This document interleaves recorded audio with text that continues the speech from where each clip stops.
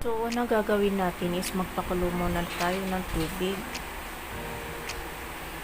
sa kaserola. Tintakpan natin ito para mapabilis ang pag-init at pagkulo ng tubig. Then, pag kumukulo na po is buksan natin ng takip.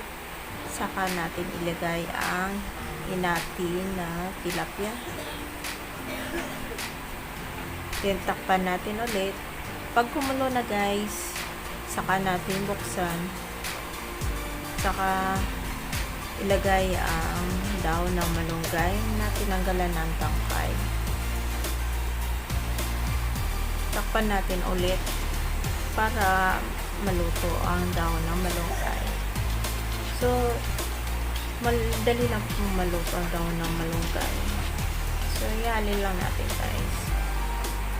Saka natin ilagay ang iniwan na kamatis.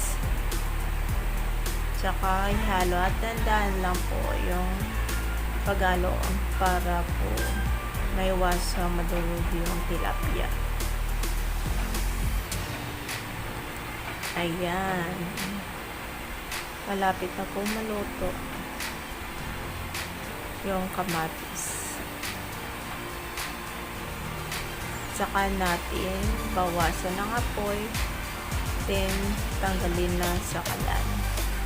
So, napakadali lang po. Salamat sa panonood at huwag kalimutan i-subscribe ang channel. Bye!